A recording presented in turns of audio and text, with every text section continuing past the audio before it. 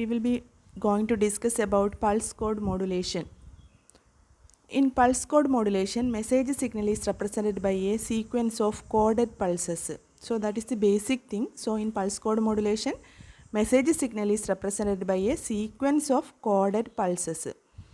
Basically, in the case of communication system, there will be transmitter side, channel side and receiver side. So in the case of pulse coded modulation type of digital communication, the transmitter side contains the basic operations, that is sampling, quantization and encoding.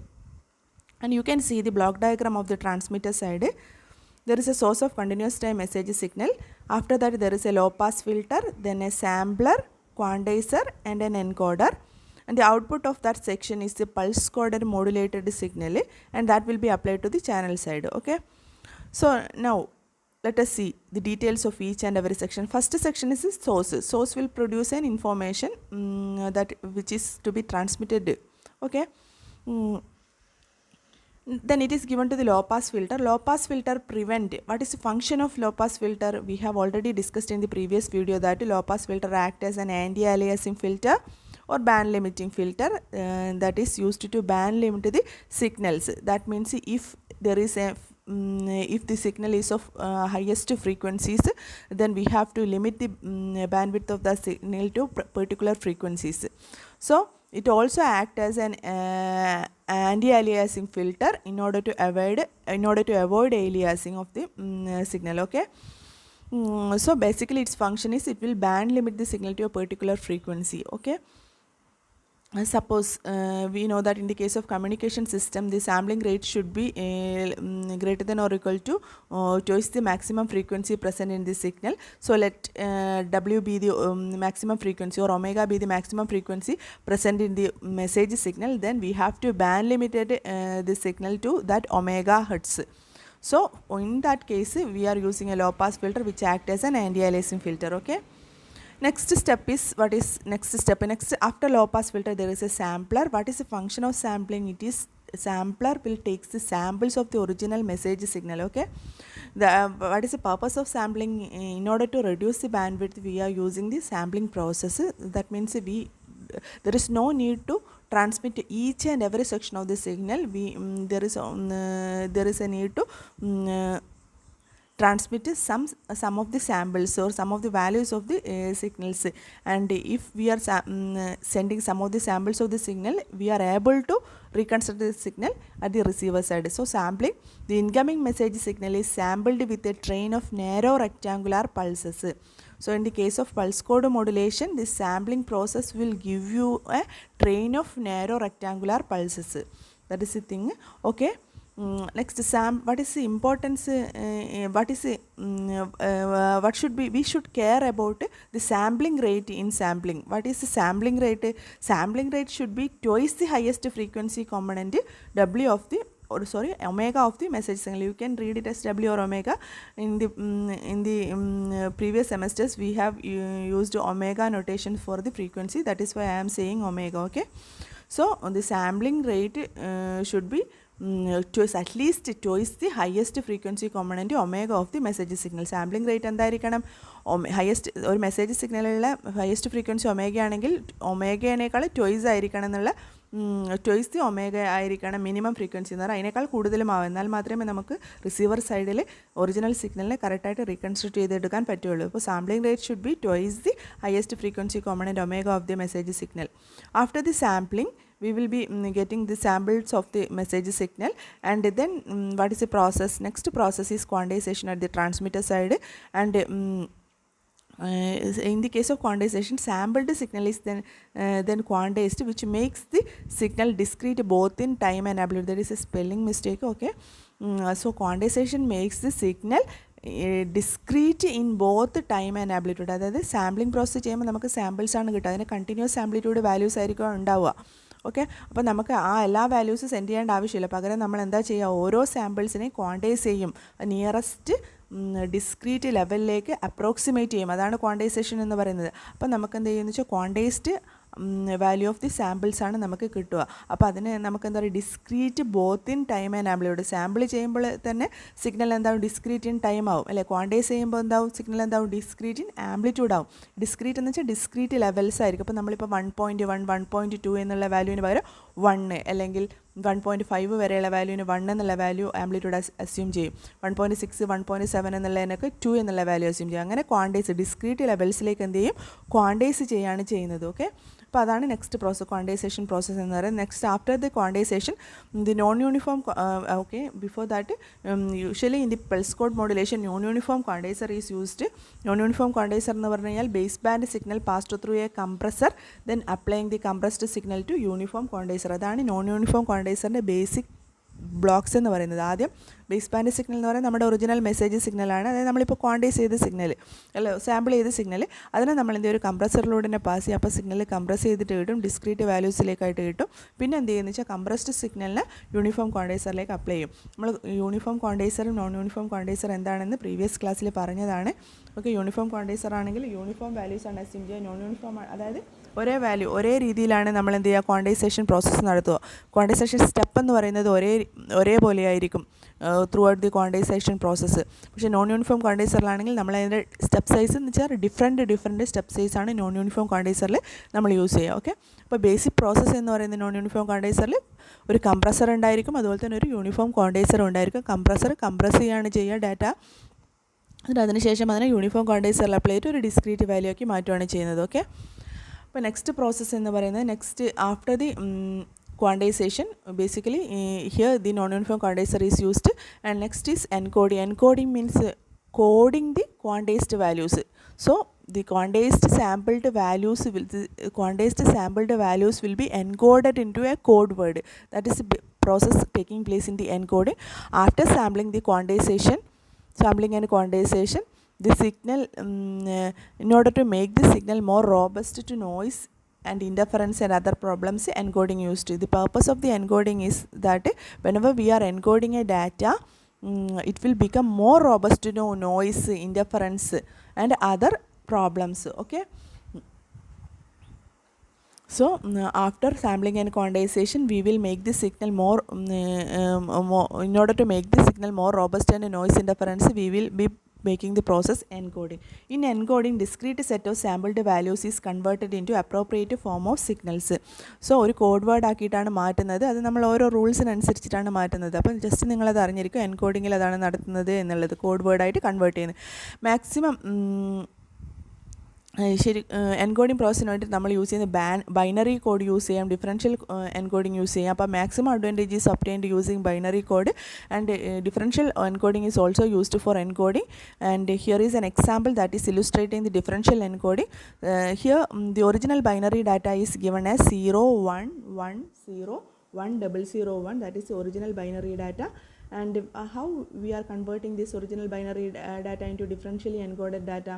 And for that we need a reference value. First of all, we will take the reference as 1 in the case of differential encoding, and then we will be comparing the original binary data with this reference data. So 1 and 0 is compared. Here is a difference, 1 to 0.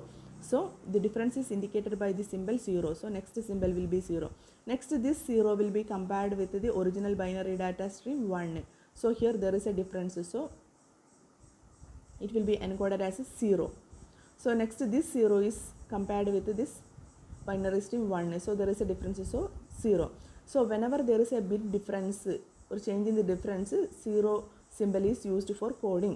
Whenever there is no change, then symbol 1 is used for encoding. So now we are comparing 0 and 0. There is no difference, so we will be using the symbol 1. Next, we will compare 1 and 1. You can see there is no difference, so we will be transmitting the symbol 1. So that means we are encoding the symbol with 1. Okay, next 1 and 0 is compared. There is a difference from 1 to 0, so we are encoding it as 0. Next, 0 and 0 is compared. There is no difference, so 1 is transmitted, or 1 is the code word used. So then 1 and 1 is compared. There is no difference, so 1 is transmitted. So this is the way we are differentially encoding the data. അതായത് നമ്മൾ reference ആയിട്ട് ഇതാണ് നമ്മുടെ send ചെയ്യേണ്ട data എന്ന് വിചാരിക്കുക. അതിനെയാണ് നമ്മൾ എൻകോഡ് ചെയ്യേണ്ടത്. അപ്പോൾ നമ്മൾ ആദ്യം റെഫറൻസ് ബിറ്റായിട്ട് 1 യൂസ് ചെയ്യും. പിന്നെ ആ 1ഉം 0യും കമ്പയർ ചെയ്യുമ്പോൾ എന്താവും, അവിടെ ഒരു ഡിഫറൻസ് ഉണ്ട് അല്ലേ, 1-ൽ നിന്ന് 0-ലേക്കുള്ള ഡിഫറൻസ് ഉള്ളതുകൊണ്ട് നമ്മൾ അതിനെ എൻകോഡ് ചെയ്യാൻ വേണ്ടി 0 എന്നുള്ള സിമ്പിളാണ് യൂസ് ചെയ്യുന്നത്. ഇനി നെക്സ്റ്റ് ഈ 0-യും ഈ 1-ഉം തമ്മിൽ നെക്സ്റ്റ് ബിറ്റും തമ്മിൽ കമ്പയർ ചെയ്യും. അപ്പോൾ അത് തമ്മിൽ ഡിഫറൻസ് ഉണ്ട്. അപ്പോൾ നമ്മളിന്ന് 0 എന്നുള്ള സിമ്പിളാണ് യൂസ് ചെയ്യുന്നത്. അതായത് 1 to 0-യും 0 to ട്രാൻസിഷനും വരുമ്പം 0 എന്നുള്ള സിമ്പിളാണ് യൂസ് ചെയ്യുന്നത്. ഇനി ഒരു ട്രാൻസിഷനും ഇല്ല എന്ന് വിചാരിക്കും, 0 to 0 അല്ലെങ്കിൽ 1 to 1 ആണെങ്കിൽ നമ്മൾ എന്ത് സിമ്പിളാണ് യൂസ് ചെയ്യുക, 1 ആണ്. ചേഞ്ചിനെ എന്താണ് റെപ്രസെൻറ്റ് 0 എന്നുള്ള സിമ്പിൾ വെച്ചിട്ടും നോ ചേഞ്ചിനെ 1 എന്നുള്ള സിമ്പിൾ വെച്ചിട്ടാണ് റെപ്രസെൻറ്റ് ചെയ്യുന്നത്. ഓക്കെ, അതിന് കറസ്പോണ്ടിങ് വേവ് ഫോമാണ് ഇവിടെ കാണിച്ചിരിക്കുന്നത്. ജസ്റ്റ് ഇതേ ഡിഫറൻഷ്യൽ എൻകോഡഡ് ഡാറ്റ സ്ട്രീമിന് പകരം വരച്ചിരിക്കുന്ന സ്ട്രീമാണ്. ഓക്കെ, 0 0 0 ആണ് ഇവിടെ കാണിച്ചിരിക്കുന്നത്, പിന്നെ 1 1 കാണിച്ചിരിക്കുന്നത് 0 1. അത്രയാണ് ഇതിൽ പറയാനുള്ളത്, ഡിഫറൻഷ്യൽ എൻകോഡ് സ്കീമിൽ പറയാനുള്ളത്. Okay, next we will be discussing about channel or transmission path and the receiver. You can see the transmission path. First, distorted PCM signal produced at channel output, and so in order to regenerate the output we are using regenerative repeater. That means whenever the signal or pulse coded modulator signal is transmitted through the channel, there will be some distortions or noise present in the channel that will be distorting the original message signal. So we have to recover the distorted PCM signal, original message signal from the distorted PCM signal. So we are using regenerative repeater. You can see there is a spacing between different regenerative repeaters. So regenerated at the output of the final regenerative repeater, we will be getting regenerated PCM signal applied to the receiver. Okay, so the regenerative repeaters are used at the transmission path. Okay, before going to the details of the receiver section, let us see. First of all, let us see the block diagram receiver. The PCM regenerator PCM signal is applied to the regeneration circuit, final channel output or regeneration circuit. Then it is given to the decoder. Then decoder from the decoder it will be given to the reconstruction filter. From the reconstruction filter to given to the destination. Okay, that is the thing. The basic operations in the receiver side as regeneration of the basic operations in the receiver side are regeneration of the impaired signal, decoding and reconstruction of the train of quantizer samples. So first, regeneration of the impaired signal means first distorted regeneration of the impaired signal will takes place in the receiver side. Then after the regeneration, decoding will takes place. After decoding, reconstruction of the train of quantizer samples will be obtained. First of all, what will happen in the regeneration side? So we are giving distorted PCM wave at the input of the regenerative repeater.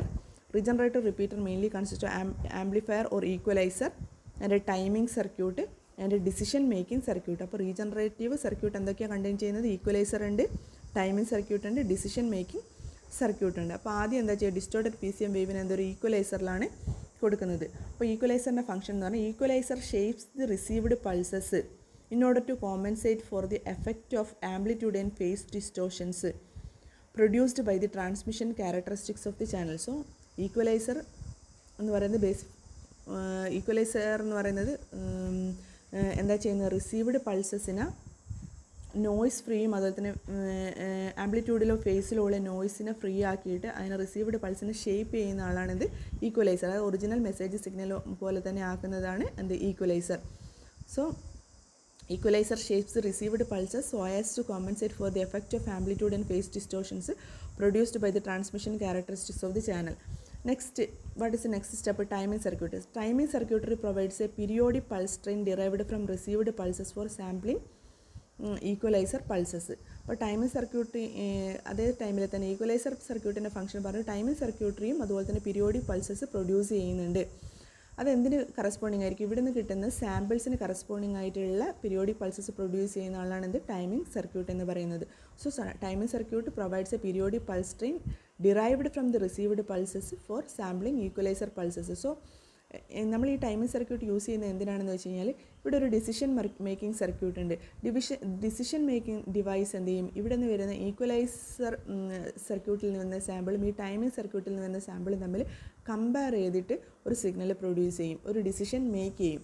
അപ്പോൾ ആ കമ്പാരിസണിന് വേണ്ടിയിട്ടാണ് ഈ timing circuit ഒരു pulses produce ചെയ്യുന്നത്. അത് എന്തിനെ base ചെയ്തിരിക്കും, ഇവിടുന്ന് വരുന്ന റിസീവ്ഡ് സിഗ്നലിനെ ബേസ് ചെയ്തിട്ട് കറസ്പോണ്ടിങ് ആയിട്ടുള്ള പൾസസാണ് ടൈമിംഗ് സർക്യൂട്ട് പ്രൊഡ്യൂസ് ചെയ്യുന്നത്. കമ്പാരിസണിന് വേണ്ടിയിട്ട് അല്ലെങ്കിൽ സിങ്ക്രണൈസേഷന് വേണ്ടിയിട്ടാണ് അത് യൂസ് ചെയ്യുന്നത്. Okay, next what is the next step? Each sample is then compared to a threshold in the decision making device. Decision making deviceil ഒരു threshold സെറ്റ് ചെയ്തിട്ടുണ്ടാവും. അപ്പോൾ ആ threshold-ആയിട്ട് എന്ത് ചെയ്യും, ഓരോ സാമ്പിളും PCM ഈക്വലൈസറിൽ നിന്ന് വരുന്ന ഓരോ സാമ്പിളും എന്ത് ചെയ്യുന്നുണ്ട്, കമ്പയർ ചെയ്യപ്പെടുന്നുണ്ട്.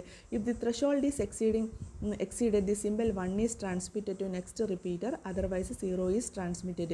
സപ്പോസ് ത്രെഷോൾഡ് എന്ന് പറയുന്നത് ഡിസിഷൻ മേക്കിംഗ് സർക്യൂട്ടിലെ ത്രെഷോൾഡ് എന്ന് പറയുന്നത് ഇവിടെ നിന്ന് വരുന്ന സിമ്പിൾ ആംപ്ലിഫയർ ഈക്വലൈസർ സർക്യൂട്ടിൽ നിന്ന് വരുന്ന സിമ്പിളിനേക്കാളും കൂടുതലാണ് എങ്കിൽ എന്ത് പറ്റും, 1 ആണ് ട്രാൻസ്മിറ്റ് ചെയ്യുക, അല്ലെങ്കിൽ എന്ത് ചെയ്യും, 0 ആണ് ട്രാൻസ്മിറ്റ് ചെയ്യുക. അപ്പോൾ ഇതാണ് റീജനറേറ്റീവ് സർക്യൂട്ടിൽ നടക്കുന്ന കാര്യം. അപ്പോൾ first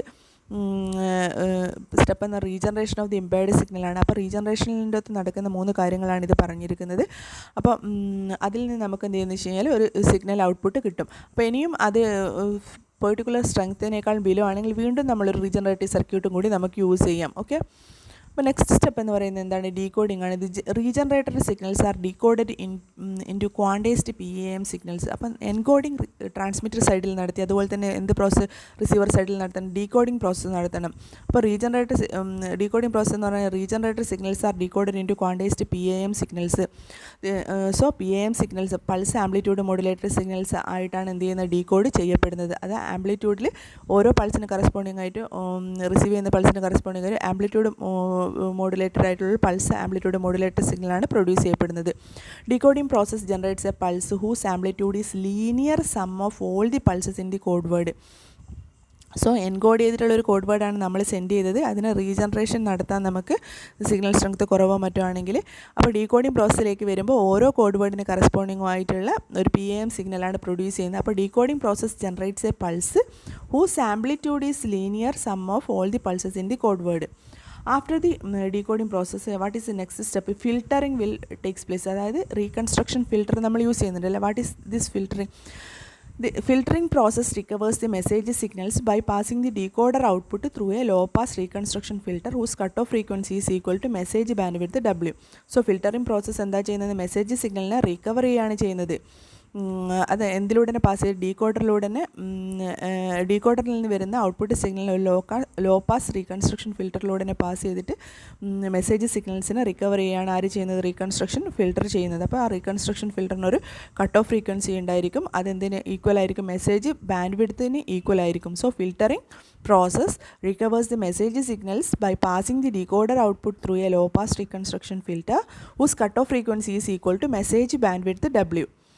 so that is a PCM process. അപ്പോൾ ട്രാൻസ്മിറ്റർ സൈഡ് ഉണ്ടാവും, ചാനൽ സൈഡ് ഉണ്ടാവും, റിസീവർ സൈഡ് ഉണ്ടാവും. ഇതിലെന്താണ് പൾസ് ആംപ്ലിറ്റ്യൂഡ് മോഡുലേറ്റഡ് കോഡ് വേർഡായിട്ടാണ് ഡീകോഡ് ചെയ്യപ്പെടുന്നത് എന്നുള്ള കാര്യം ഓർക്കും. ഓക്കെ, അപ്പോൾ what is the noise present in the PCM system? Basically 2 types of noise, that is channel noise and quantization noise are present in the PCM systems.